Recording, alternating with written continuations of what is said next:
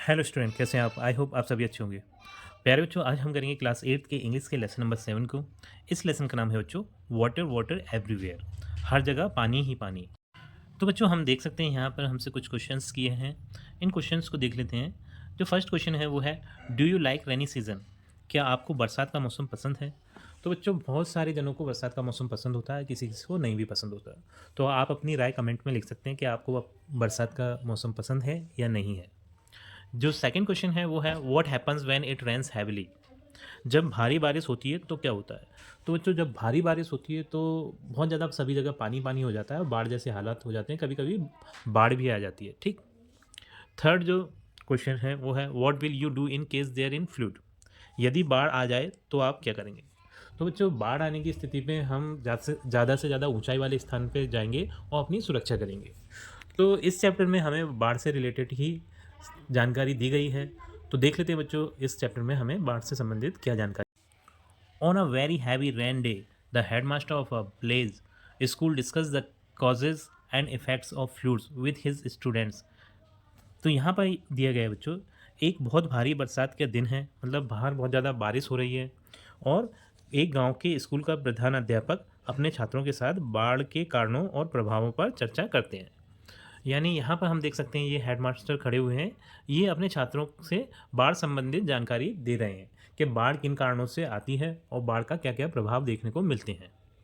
He begins to talk to the student. वह छात्रों से बात करना शुरू करते हैं। तो बच्चों यहाँ पर एच एम लिखा है, एच एम का मीन्स है हेडमास्टर। ठीक। तो हम जब भी एच एम बोलेंगे तो उसका मीन्स होगा हेडमास्टर यानी प्रधान अध्यापक। तो जो हेडमास्टर हैं वो बोलते हैं, it's raining cats and dogs. तो हेडमास्टर बोलते हैं बाहर कैट्स और डॉग्स की बारिश हो रही है।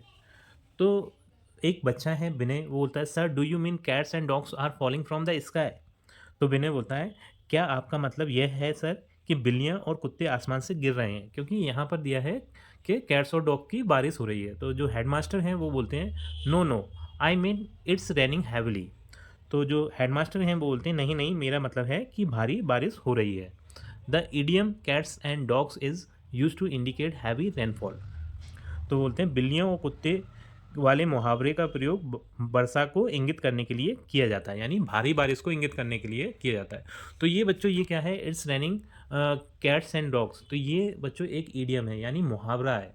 तो मुहावरे में जो शब्द होते हैं वो कुछ और होते हैं, उनका अर्थ कुछ और निकलता है बच्चों। तो इसका मतलब ये नहीं है कि ऊपर से आसमान से बिल्ली और कुत्ते बरस रहे हैं, इसका अर्थ है कि बहुत ज़्यादा भारी बारिश हो रही है। Arjun, oh it's interesting.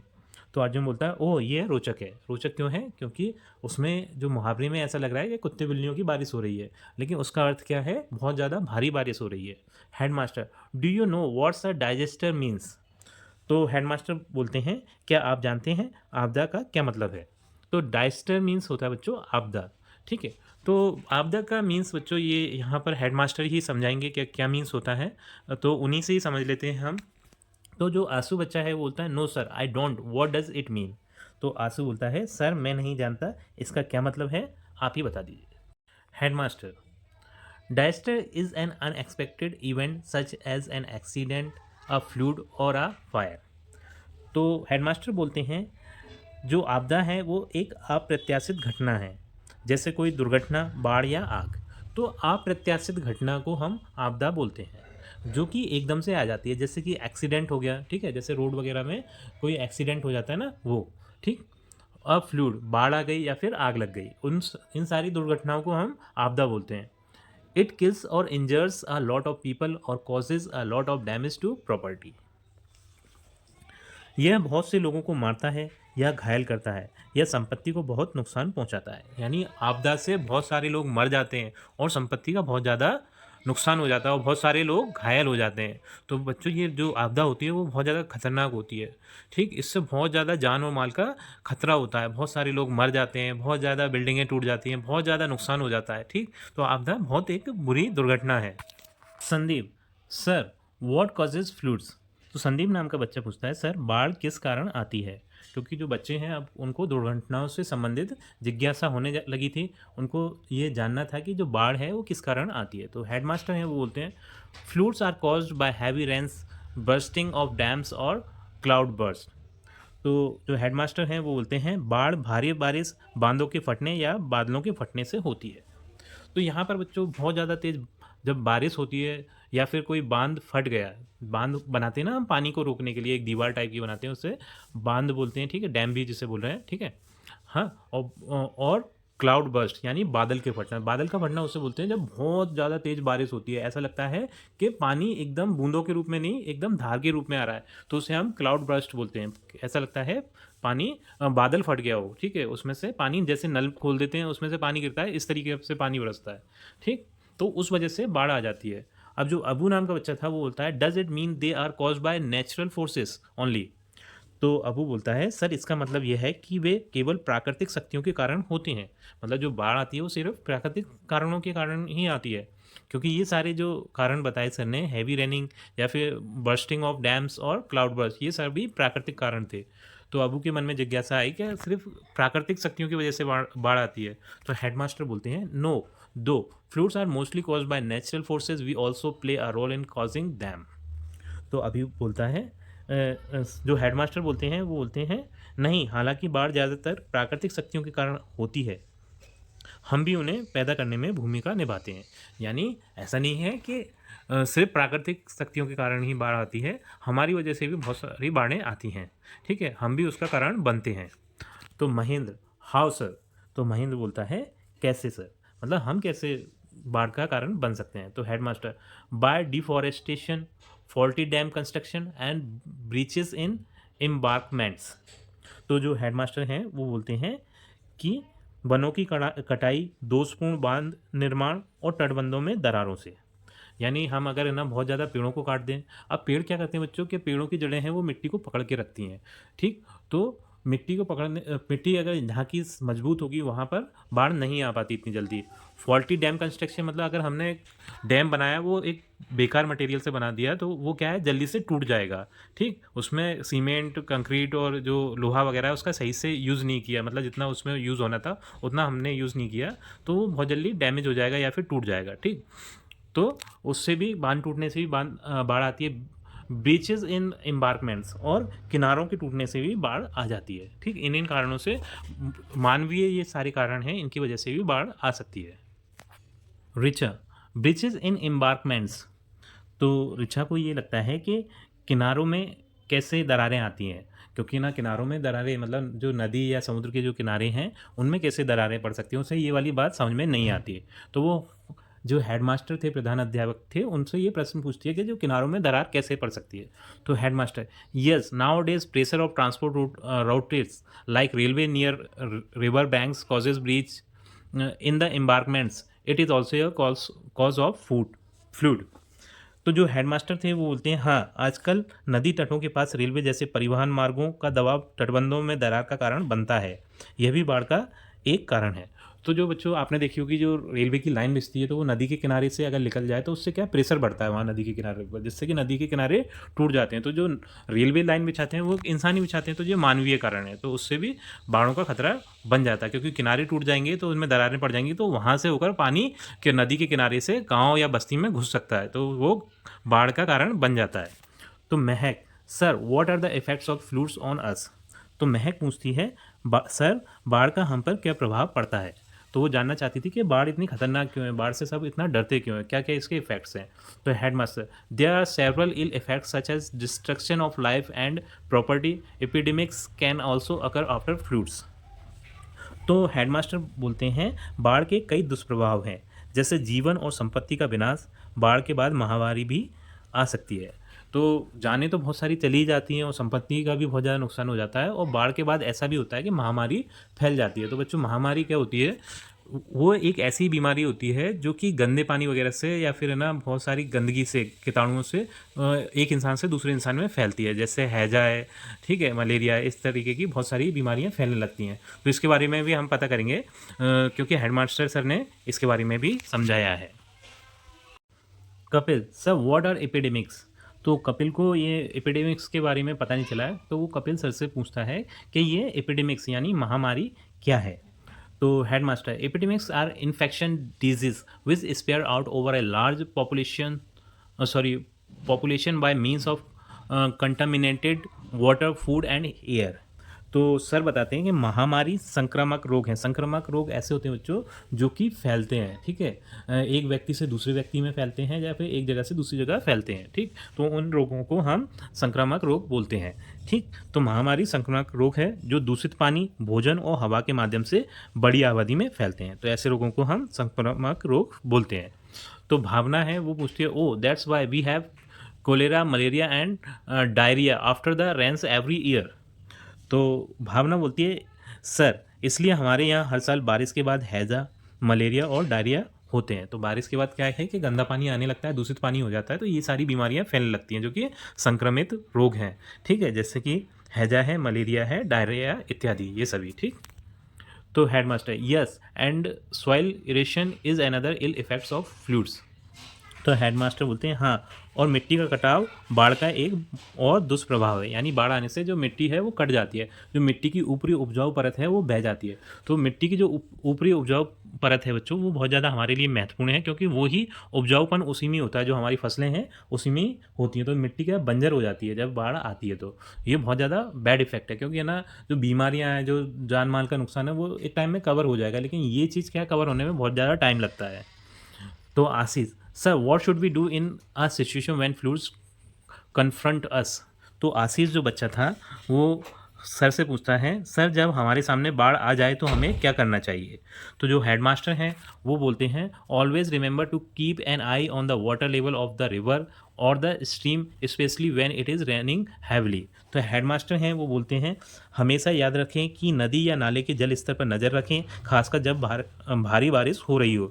तो हमें ये देखना चाहिए कि कहीं नदी या नाले का जल स्तर बढ़ तो नहीं रहा। अगर अचानक से बढ़ने लगे तो हमें समझ लेना चाहिए कि बाढ़ आने वाली है और हमें अलर्ट हो जाना चाहिए, और हमें जो भी सावधानियां हैं बाढ़ से संबंधित उनको अपनाना चाहिए। तो जो विजेंद्र जो बच्चा था वो पूछता है, can we go near the river to see the water level. तो विजेंद्र पूछता है, क्या हम नदी के पास जाकर जल स्तर देख सकते हैं। तो उसके मन में ये जिज्ञासा होती है कि हमें नदी के पास जाना चाहिए उस जल स्तर को देखने के लिए। तो हेडमास्टर बोलते हैं, no never do it, it is risky for children, the watchman और the person on duty should do that. तो हेडमास्टर बोलते हैं, नहीं ऐसा कभी मत करो, यह बच्चों के लिए जोखिम भरा है, चौकीदार या ड्यूटी पर तैनात व्यक्ति को ऐसा करना चाहिए। मतलब हमें कभी भी खुद से जाकर नदियों में जाकर या फिर नालों में जाकर पानी का जल स्तर चेक नहीं करना चाहिए, ठीक है, क्योंकि हो सकता है उसी टाइम पे बाढ़ आ जाए और हम उसमें डूब जाएं, ठीक। तो हमारे जान को खतरा हो सकता है। तो हमें क्या करना चाहिए कि वहाँ जो चौकीदार है और जिसकी वहाँ पर ड्यूटी लगी हुई है, सभी नदी या डैमों के पास किसी ना किसी व्यक्ति की ड्यूटी लगी रहती है, तो उस व्यक्ति से हमें पूछना चाहिए, फ़ोन करके पूछ सकते हैं कि इस टाइम पे क्या हालात हैं, बाढ़ तो नहीं आ सकती, इस टाइप से हमें उसकी जानकारी लेना चाहिए, खुद से नहीं जाना चाहिए नदी या नाले के पास में। तो बच्चों ये एक बच्ची थी निशा नाम की, तो वो पूछती है, sir last year some children of the nearby village went near the stream and one of them got drowned. तो निशा बोलती है, सर पिछले साल पास के गांव के कुछ बच्चे नाले के पास गए थे और उनमें से एक डूब गया था। तो ये सही बात है कि है ना बाढ़ के टाइम पे अगर नदी नाली के पास में जाएंगे तो है ना डूबने का चांस होते हैं, ठीक है, तो डूब सकते हैं बच्चे, इसलिए हमें नदी नालों से दूर रहना चाहिए उस टाइम पे बाढ़ के समय पे। तो हेडमास्टर बोलते हैं, yes it was horrible so always keep a safe distance from a. तो वो बोलते हैं, हाँ ये भयानक था, इसलिए हमेशा सुरक्षित दूरी बनाए रखें नदी और नालों से। Pappu, sir what should we do when the watchman informs us that the situation getting worse and alarming. ठीक है, तो पप्पू पूछता है, सर जब चौकीदार हमें बताए कि स्थिति बदतर या चिंताजनक होती जा रही है तो हमें क्या करना चाहिए। तो हेडमास्टर बोलते हैं, now you have to make some necessary arrangement to cope with the situation. तो हेडमास्टर बोलते हैं, आपको ऐसी स्थिति से निपटने के लिए कुछ आवश्यक व्यवस्था करनी होगी। तो रचना पूछती है, व्हाट आर दे। तो रचना बोलती है, वे क्या है, मतलब जो व्यवस्था हमें करनी है वो व्यवस्था क्या होनी चाहिए। हेडमास्टर बोलते हैं, first don't get panicky in any circumstances.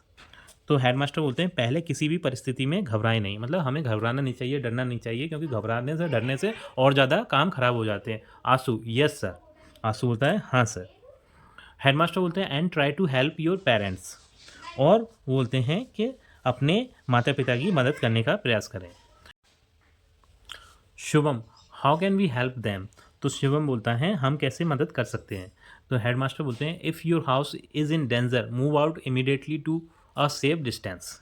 तो हेडमास्टर बोलते हैं यदि आपका घर खतरे में है तो तुरंत सुरक्षित दूरी पर चले जाएं। खतरे का मतलब ये है कि वहाँ बहुत ज़्यादा पानी भर गया है, तो तुरंत आपको ऊंचे स्थानों पर जाना चाहिए। ठीक।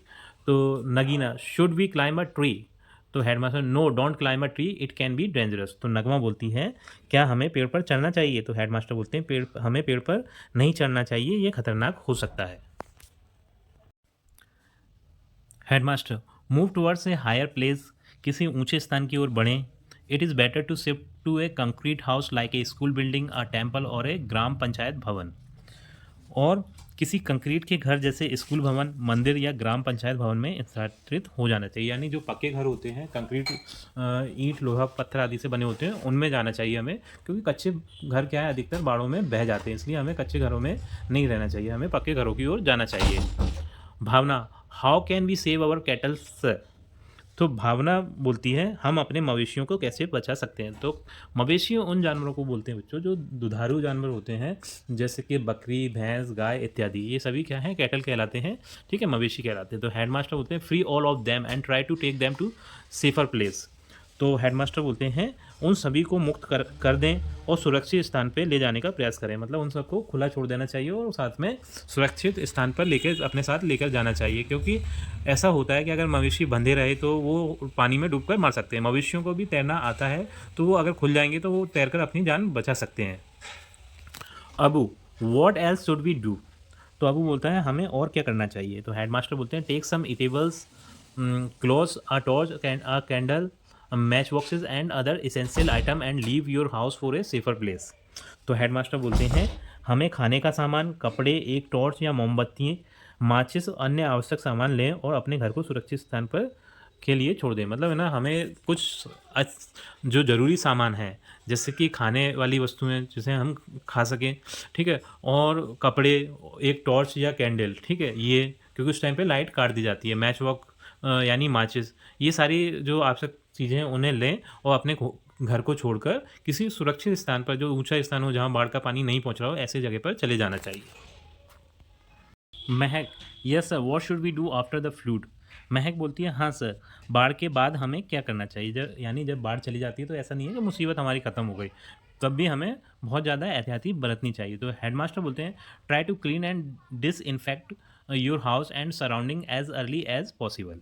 तो हेडमास्टर बोलते हैं जितना जल्दी हो सके अपने घर और उसके आसपास को कीटाणु रहित करने का प्रयास करें।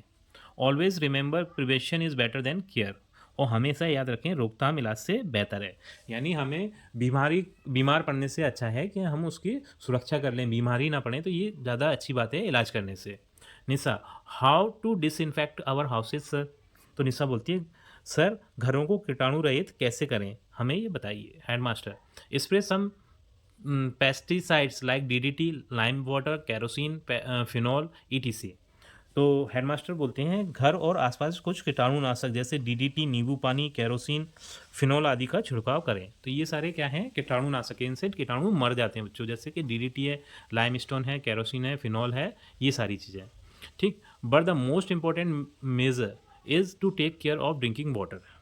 लेकिन सबसे ज़रूरी उपाय है पीने के पानी का ख्याल रखना, क्योंकि पीने के पानी अगर गंदा है तो हम बीमार पड़ सकते हैं। तो हमें सबसे ज़्यादा ज़रूरी है कि पीने का पानी का ख्याल रखना चाहिए, क्योंकि बाढ़ के समय बच्चों सबसे बड़ी जो समस्या उत्पन्न होती है वो पीने के पानी की उत्पन्न होती है, क्योंकि पानी तो चारों तरफ होता है लेकिन साफ पानी नहीं होता, सारा पानी गंदा होता है वो।